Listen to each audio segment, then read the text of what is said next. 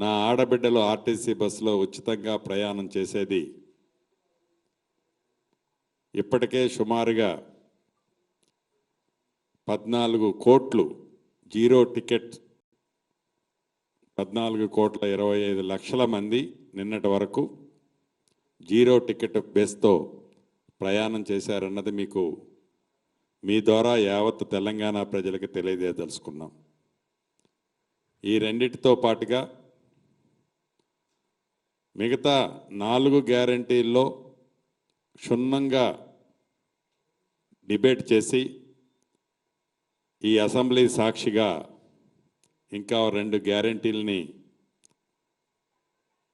ఏ ప్రజలైతే ఇందిరమ్మ రాజ్యం కావాలని కోరుకున్నారో, ఏ ప్రజలైతే కాంగ్రెస్ పార్టీ మీద పూర్తి విశ్వాసంతో తెలంగాణ రాష్ట్రంలో కాంగ్రెస్ పార్టీని అధికారంలో తీసుకొచ్చారో వారి నమ్మకాన్ని ఒమ్ము చెయ్యము అనే విధంగా ఏ ప్రతిపక్షాలైతే కాంగ్రెస్ పార్టీ మీద ఇందిరమ్మ రాజ్యం మీద హామీలైతే ఇచ్చారు వాటిని నెరవేర్చరు అని అవాక్కులు చవాక్కులు పేరుతున్నారో వారి నోటికి ప్లాస్టర్ వేసే విధంగా రేపు అసెంబ్లీ సాక్షిగా మరొక 2 గ్యారంటీలని తెలంగాణ ప్రజలకి అందించనున్నాం. అంతేకాదు అనేక వేదికల మీద మా నాయకులు రాహుల్ గాంధీ గారు, ఈనాటి ముఖ్యమంత్రి రేవంత్ రెడ్డి గారు, డిప్యూటీ చీఫ్ మినిస్టర్ బట్టి విక్రమార్క గారు, ఈనాడు కేబినెట్లో ఉన్న మంత్రులు, ప్రజాప్రతినిధులు చాలామంది ఇందిరమ్మ రాజ్యం ఏర్పడిన తర్వాత కులగణన ఏర్పాటు చేస్తామని చెప్పాం. ఈరోజు కేబినెట్లో దాన్ని కూడా ఆమోదించుకోవటం జరిగింది. అంతేకాదు తెలంగాణ రాష్ట్రం కావాలని, తెలంగాణ రాష్ట్రం దొరలకి చిహ్నంగా ఉండొద్దు అని, దొర పాలన ఎక్కడా కనిపించొద్దని తెలంగాణ సాంగ్ దగ్గర నుంచి జాతీయ సాంగ్ లాగా తెలంగాణ రాష్ట్ర సాంగ్ దగ్గర నుంచి ప్రతి దానిని తెలంగాణ రాష్ట్రం అద్దం పట్టేలాగా, అంటే తెలంగాణ తల్లి అంటే గత ప్రభుత్వంలో ఒక వ్యక్తిని ఊహించుకునే విధంగా తెలంగాణ తల్లి ఉండేది. చివరికి తెలంగాణ రాష్ట్రానికి కేంద్ర ప్రభుత్వం టీజీ అని ఏదైతే మన రిజిస్ట్రేషన్లో అప్రూవల్ ఇచ్చిందో దాన్ని గత ప్రభుత్వం టీఎస్గా మార్పు చేసింది. కానీ తెలంగాణ రాష్ట్రం టీజీగా ఉండే విధంగా ఈరోజు కేబినెట్లో రాబోయే రోజుల్లో చట్టం ఆల్రెడీ కేబినెట్లో ఆమోదించుకున్నాం. దాన్ని భవిష్యత్తులో టీఎస్ బదులు టీజీగానే ఇక నుంచి తెలంగాణ రాష్ట్రంలో వెహికల్స్ రిజిస్ట్రేషన్లు కానీ ఇతరత్ర ఏదున్నా టీజీగానే ఉండటం జరుగుతుంది. ఇలా అనేక అంశాల మీద రాష్ట్ర కేబినెట్లో క్షుణ్ణంగా పరిశీలన ఆమోదించుకోవటం జరిగింది.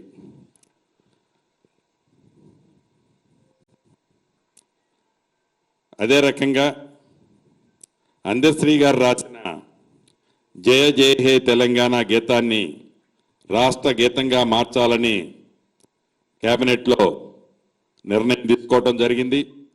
తెలంగాణ అధికార చిహ్నాన్ని మార్చాలని తీర్మానించి రాచరిక పాలన గుర్తు లేకుండా మన ప్రాంతం ప్రజల ప్రతిబింబించే కొత్త చిహ్నం రూపకల్పన చేయాలని తీర్మానం చేయడం కూడా జరిగింది. వీటన్నిటినీ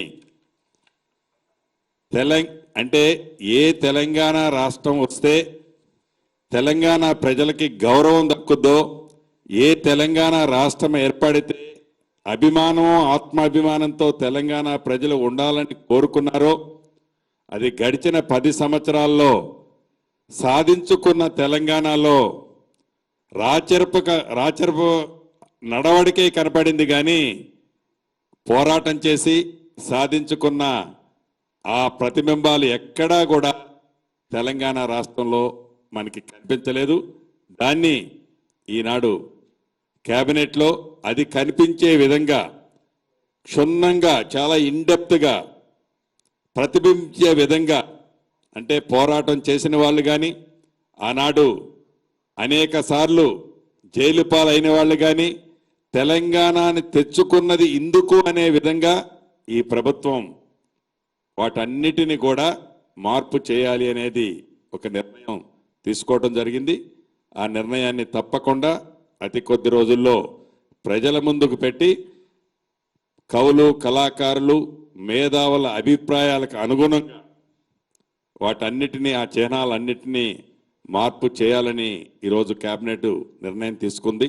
ఇప్పటికే చాలా కాలం అతీతమైంది. ఇప్పుడు మా మిత్రులు సహచార మంత్రివర్యులు శ్రీధర్ బాబు గారిని మాట్లాడవలసిందిగా కోరుతున్నాం. మీడియా మిత్రులందరికీ నమస్కారం.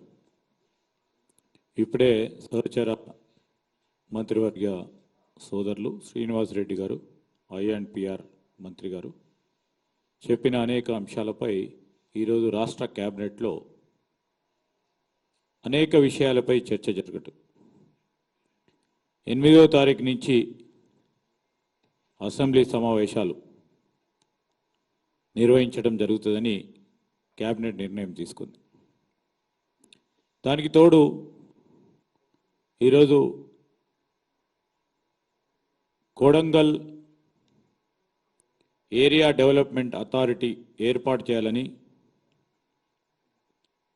అదేవిధంగా రాష్ట్రంలో ఉన్న 65 ప్రభుత్వ ఐటీఐ కళాశాలలను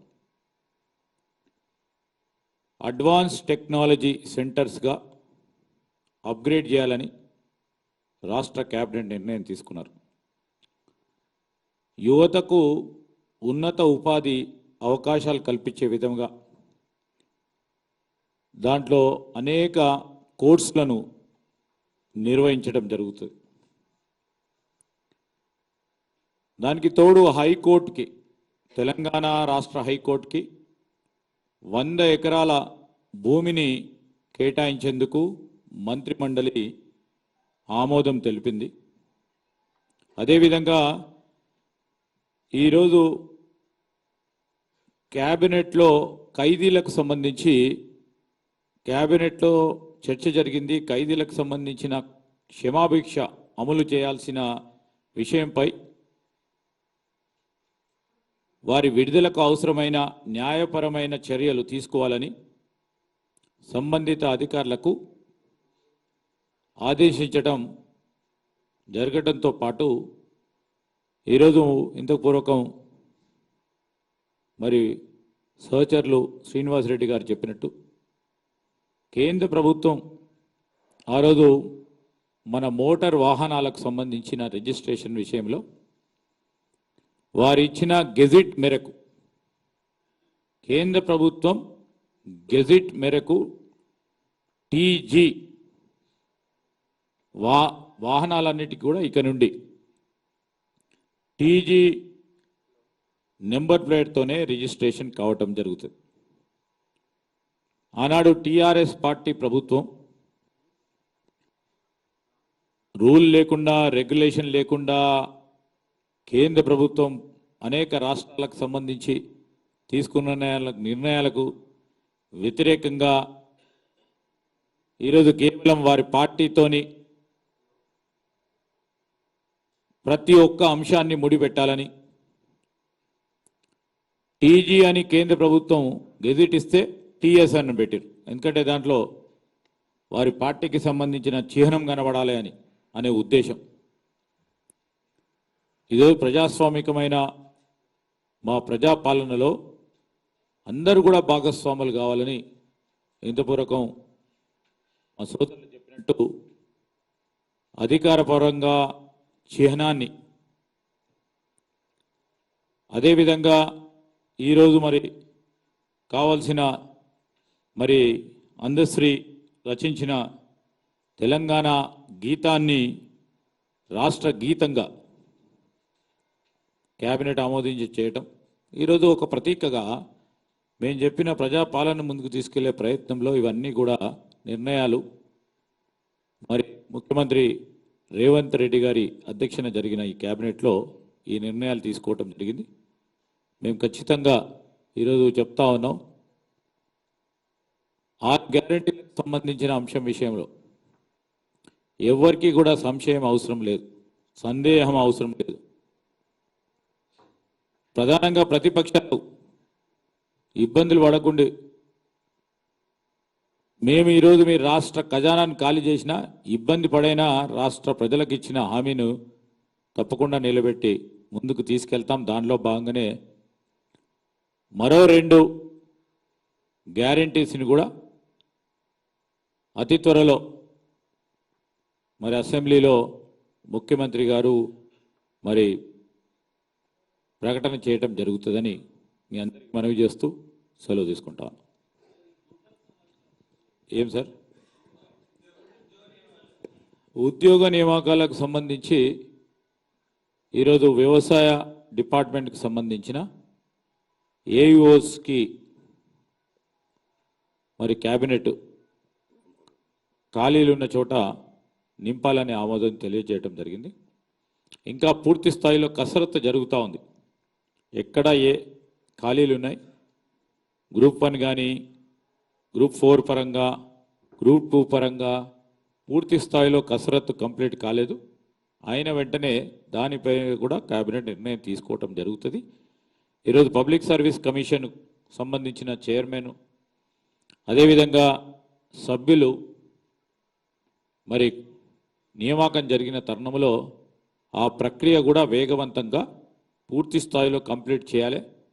మేము ఇచ్చిన మాట మేరకు దాదాపు 2 లక్షల ఉద్యోగాల భర్తీలను నింపే ప్రయత్నంలో, ఖాళీగా ఉన్న జాబ్స్ అన్నిటిని కూడా నింపే ప్రయత్నంలోనే ఈరోజు ప్రక్రియ మొదలైంది.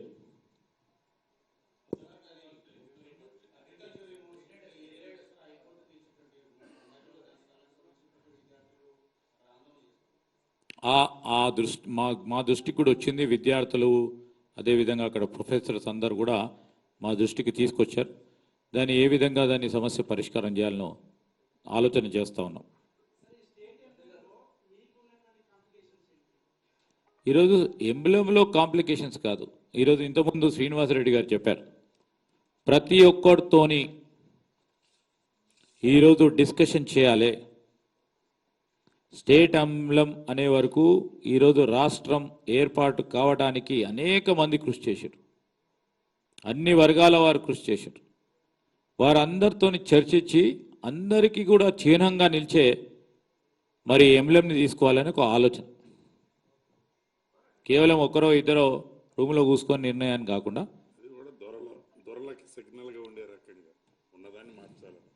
అది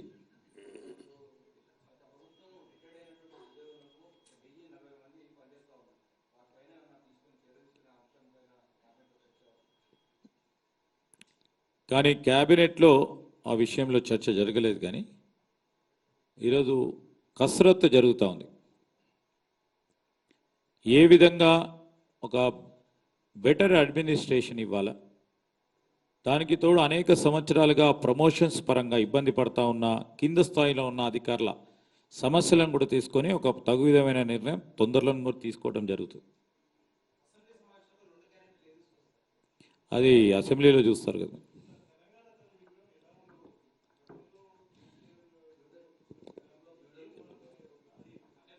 ఏదైతే ఇందాక నేను స్పెసిఫిక్గా మెన్షన్ చేశాను, తెలంగాణ తల్లి అంటే ఎవరినో ఊహించుకునే తెలంగాణ తల్లి కాకుండా తెలంగాణ ప్రజల మనసులో ఉన్న ఏదైతే వారి రూపాన్ని ఏదైతే ఉందో ప్రజల అభిప్రాయాలకు అనుగుణమైన తెలంగాణ తల్లిని ప్రజల అభిప్రాయాలకు అనుగుణంగా తీసుకోవడం జరుగుతుంది.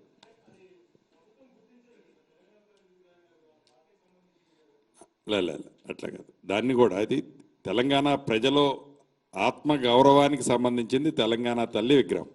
అది దాన్ని ఎవరో ఇంట్రెస్ట్తోనో ఎవరో పిక్చర్ ఆ రకంగా డ్రెస్ చేస్తే తెలంగాణ తల్లిలాగా కనపడాలనే తెలంగాణ తల్లి కాదు. నిజంగా ఇది మేము క్యాబినెట్ ఒక్కళ్ళమే డెసిషన్ చేయం, ప్రజల్లో దాన్ని డిబేట్ పెట్టి ప్రజల అభిప్రాయాలకు అనుగుణమైన వారి మనసుల్లో ఊహకు తగ్గ తెలంగాణ తల్లి పిక్చర్ని రేపు మనం ఫైనల్ చేసుకోబోతుంది ఈ ప్రభుత్వం.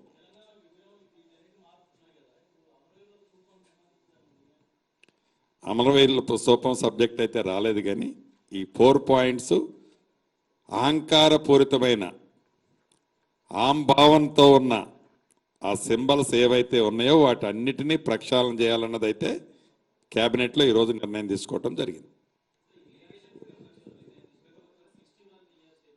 డెఫినెట్గా దాని మీద కూడా ఆల్రెడీ కొంతమంది మీద క్లారిటీ ఇచ్చాం, ఇంకా కొద్ది మంది మీద తీసుకోవాల్సింది ఉంది. దానికి ఒక సబ్ కమిటీ వేస్తాం, కానీ క్యాబినెట్లో కాదు, అది ఏం డిస్కషన్ రాలేదు. కానీ యాజ్ ఎ రెవెన్యూ మంత్రిగా దాని మీద కూడా అతి కొద్ది రోజుల్లో ఒక సబ్ కమిటీ వేసి డెసిషన్ తీసుకోవడం జరుగుతుంది.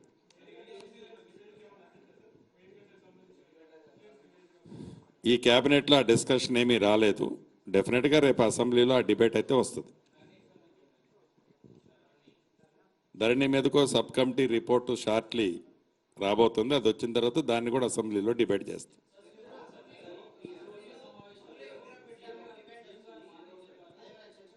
అన్నా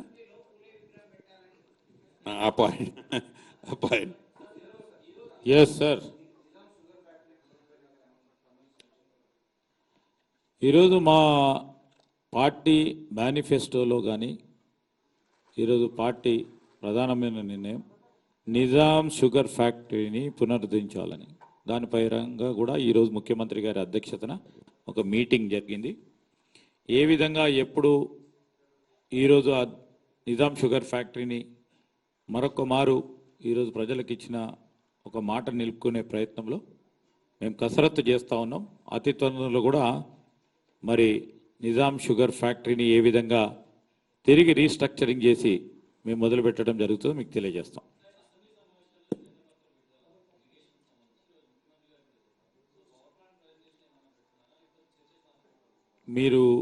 మేము అసెంబ్లీ సమావేశాలకు సంబంధించి బీఏసీలో నిర్ణయం తీసుకున్న తర్వాత ఆ నిర్ణయాలు చెప్తాం.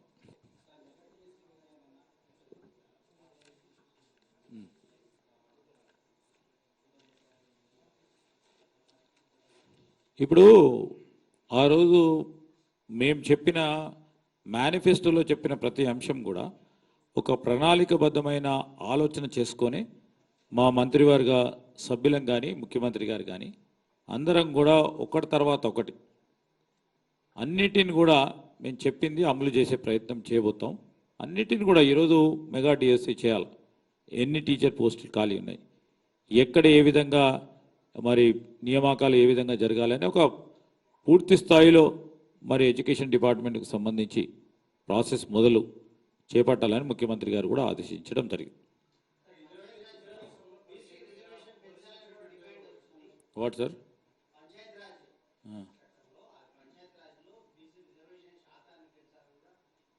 ఇప్పుడు ప్రధానంగా మా రాహుల్ గాంధీ గారి ఆలోచన ఇంతకుముందే చెప్పారు శ్రీనివాస్ రెడ్డి గారు, కుల గణన చేయాలని ఓ ప్రధానమైన నిర్ణయం ఈరోజు మా రాష్ట్ర క్యాబినెట్లో నిర్ణయం తీసుకోవడం జరిగింది.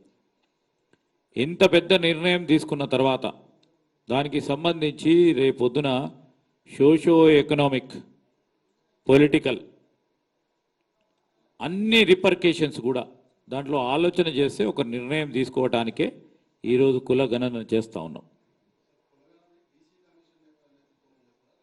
అవి అవి విధి విధానాలన్నిటిని కూడా ఇప్పుడే నిర్ణయం తీసుకున్నాం కనుక ఇన్ ప్రిన్సిపల్ క్యాబినెట్లో ఈరోజు దాన్ని అప్రూవ్ చేయడం జరిగింది.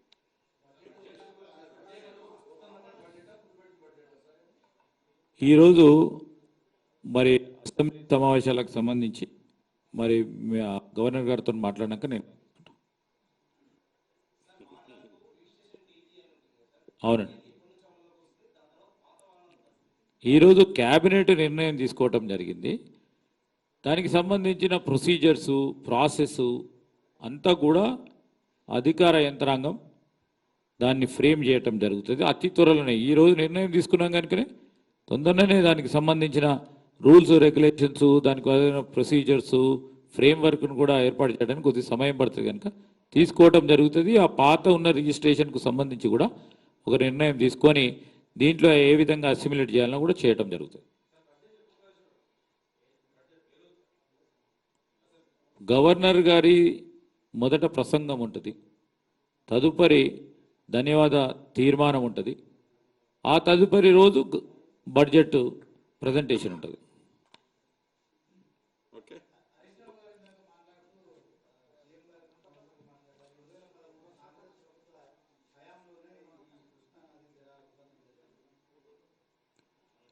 ఇప్పుడు తెలంగాణ రాష్ట్రం ఏర్పడ్డ తర్వాత ఈరోజు నీళ్లు, నిధులు, నియామకాల గురించి రాష్ట్ర ప్రజలందరూ కూడా ఆ రోజు ఈ తెలంగాణ రాష్ట్రానికి సంబంధించిన ప్రతి ఒక్కరు కూడా పోరాటం చేసిండ్రు. దానిలోనే కాంగ్రెస్ పార్టీకి సంబంధించిన మా కార్యకర్తలు, నాయకులు అందరూ కూడా పోరాటం చేయటం జరిగింది. 2014 ప్రభుత్వం ఏర్పడ్డది ఇక్కడ వారిది, కేంద్ర ప్రభుత్వం వారి మిత్రపక్షమైన బీజేపీ ఏర్పడ్డది. కృష్ణా నది జలాలు కానీ, గోదావరి నది జలాలు కానీ, ప్రత్యేకంగా కృష్ణా నది జలాలకు సంబంధించిన అంశం విషయంలో మనకు రావాల్సిన వాటా విషయంలో వారు ఏదైనా పోరాటం చేసి ట్రిబ్యునల్ పరంగా వారి వాదన వినిపించి తీసుకొచ్చే ప్రయత్నం జరిగిందా అని మేము వారిని ప్రశ్నిస్తా ఉన్నాం. ఇప్పుడు మా ప్రభుత్వం ఏర్పడ్డది, మీరు చూస్తారు ఏ విధమైన ఆలోచన, ఒక కార్యాచరణ తీసుకొని ముందుకు పోతాం. ఏదైతే హరీష్ రావు గారు అంటున్నారో తెలంగాణ రాష్ట్రాన్ని తెచ్చుకుంది అందుకు కదా. మనం తెలంగాణ రాష్ట్రాన్ని తెచ్చుకొని 10 సంవత్సరాల్లో మీరు ఏమి వెలగబెట్టారో చెప్పాల్సింది పోయి అది మర్చిపోయి మళ్ళీ ఏది ముఖ్యమంత్రి గారు ఇదన్నారు అదన్నారు అని గ్లోబల్ ప్రచారం చేయటం తప్ప 2 పర్యాయాలు గ్లోబల్ ప్రచారం చేస్తూ కాలయాపన చేస్తూ తెలంగాణ ప్రజలను మభ్యపెట్టి తెలంగాణ రాష్ట్రానికి రావాల్సిన ఓటాలు పక్క రాష్ట్రాలతో ఒప్పందాలు చేసుకొని ఆ ఒప్పందాలు లోపాయకారమైన ఒప్పందాలు చేసుకున్నది మీరు. మేము ప్రభుత్వం వచ్చి 2 నెలలు కూడా పూర్తి కాకపోయా అప్పుడే గుడ్డగాల్చి మా మీద వేయాలని ప్రయత్నం చేయడానికి కనీసం ఉండాలి మీకు ఇంగిత జ్ఞానం. అది మర్చిపోయి ముఖ్యమంత్రి గారు మాట్లాడారు, మీరు దాన్ని గ్లోబల్ ప్రచారం చేస్తున్న దాన్ని ముఖ్యమంత్రి గారు ఫ్యాక్ట్స్ ఏంటో చూపించారు ఇది పేపర్తో. ఒప్పందం ఎప్పుడు జరిగింది, ఆ ఒప్పందానికి సూత్రధారులు పాత్రధారులు ఎవరు, కృష్ణా నీరు వదిలేసి గోదావరి నీరులో ఏదైతే 1,50,000 కోట్లు ఖర్చు పెట్టి ఎస్టిమేట్ చేసి సుమారు 1,10,000 కోట్లు ఖర్చు పెట్టి కాళేశ్వరం గట్టి నీళ్ళు తెచ్చి కృష్ణా బేసిన్లో వేస్తానని చెప్పి 7 రైట్ని ఫోర్గోయి ఎవరు చేశారు? ఇది కాంగ్రెస్. 2013 అంటే అది ఇప్పుడు ఉమ్మడి ఆంధ్రప్రదేశ్లో జరిగింది. అందుకే కదా మనం తెలంగాణ కోసం పోరాటం చేసి తెలంగాణ తెచ్చుకున్న తర్వాత కూడా ఆ స్టోరీ ఎందుకు ఇక్కడ నుంచి మొదలుపెట్టరు? అది 2014 నుంచి నువ్వు ఎలగబెట్టింది ఏదో చెప్పు. కాబట్టి ఎప్పుడు మా ముఖ్యమంత్రి గారు చెప్తుంటారు కదా, సేమ్ అదే గ్లోబల్ ప్రచారంతో కాలయాపన చేసి మళ్ళీ ఏదో రకంగా మాయమాటలు చెప్పాలా ప్రజలకు అనేది తప్ప చెప్పే దాంట్లో యథార్థము ఏమీ లేదన్నది నాకు సత్యం. థ్యాంక్ యూ అన్న.